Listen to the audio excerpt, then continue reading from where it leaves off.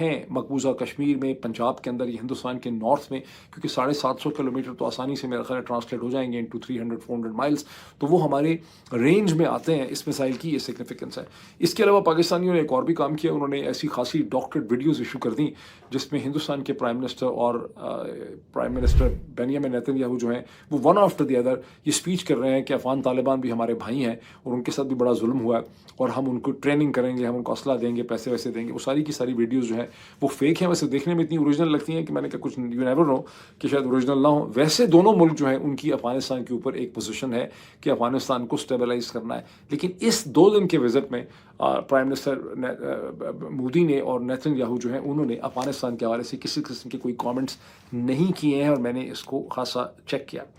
اچھا، اب تھوڑا سا اس چیز کے اوپر آ جائیں کہ ابھی تک ہمارے پاس ایک اپڈیٹ نہیں ہے کہ امریکہ اور ایران کے درمیان میں جو بل واسطہ انڈائریکٹ راؤنڈس جو ٹاکس ہیں اس کا جو تیسرا راؤنڈ شروع ہوا ہے جنیوا میں عمان کی ریزیڈنس میں. ذہن میں رکھیے کہ جو سیکنڈ راؤنڈ ہوا تھا وہ مسقط میں ہوا تھا اور وہ بھی عمان کی منسٹری آف فارن افیئرز نے کروایا تھا. یہاں پر بھی سوئٹزرلینڈ کے اندر جنیوا میں بھی اس جو میں نے اسرائیل کہہ دیا شاید، عمان کی جو منسٹری فارن افیئرز ہے وہی اس کو میڈیٹ کر رہی ہے. یعنی امریکہ کی طرف سے اسٹیو وٹکوف، جارج کشنر جو ہیں وہ عباس اراغچی ایران کی طرف سے جو ان کے فارن منسٹر ہیں اور علی لاریجانی سے ڈائریکٹلی نہیں مل رہے ایک کمرے میں فیس ٹو فیس، بلکہ وہ اپنے پروپوزلز عمان کے فارن منسٹر کو دیتے ہیں.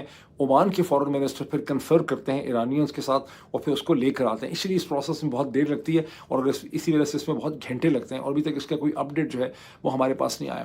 البتہ یہ ایک ایسا سبجیکٹ ہے جس کے اوپر دنیا بھر کے اخبارات، امریکہ کے، اسرائیل کے، مشرق وسطیٰ کے، ترکی کے، یورپ کے سارے اخبار گھڑی گھڑی اس کے اوپر اپنی ہیڈ لائن اور سٹوریز جو ہے وہ نکال رہے ہیں. اور ایران کی ویسے ایک بڑی ڈپلومیٹک ان کی کیپیبلٹی ہے کہ انہوں نے بے انتہا آپٹمزم کا مظاہرہ کیا. ان کی آپٹمزم بھی امریکہ کو ڈیفینسو پر ڈال رہی ہے، بیکاز وہ بار بار یہ کہہ رہے ہیں کہ وہ بہت اچھے پروپوزل لے کر آئے ہیں. ان کا خیال ہے کہ اگر ڈپلومسی کو کام کرنے کا موقع ملے تو یہاں سے اس کا ایک پازیٹیو رزلٹ جو ہے وہ نکل سکتا ہے. اور American diplomacy on the other hand, اس میں کوئی شک نہیں ہے کہ امریکہ کی طاقت سے کوئی انکار نہیں ہے، امریکہ کی فزیکل طاقت ایران سے 100 گنا زیادہ ہوگی، لیکن ڈپلومیٹکلی ایران نے امریکہ کو ایک ڈیفینسو پر ڈالا ہوا ہے.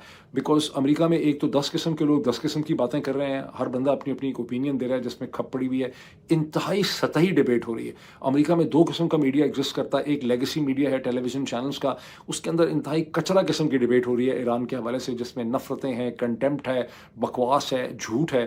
اور دوسری طرف سے وہ سوشل میڈیا پلیٹ فارمز ہیں جہاں پہ ایک بڑی کرٹیکل ایکوریٹ ڈیبیٹ ہو رہی ہے. وہ ساری کی ساری امریکن فارن پالیسی کے خلاف ہے. امریکہ کی میجورٹی اکثریت اس جنگ کے بالکل خلاف ہے. وہ حیران پریشان ہے کہ اگر ہمارے اور ایران کے درمیان کوئی جنگ ہوتی ہے تو اس کی آخر وجہ کیا ہے، ہمارے اس میں کیا انٹرسٹ ہیں. کھلا یہ کہا جا رہا ہے کہ یہ صرف اور صرف اگر کانفلکٹ ہوا تو اسرائیل کی خاطر یہ کانفلکٹ جو ہے وہ ہوگا. تو ایران کی فارن منسٹری نے بڑا سخوان کیا ہے American state secretary of state کو، کہیں کیریبین پہنچے ہوئے تھے.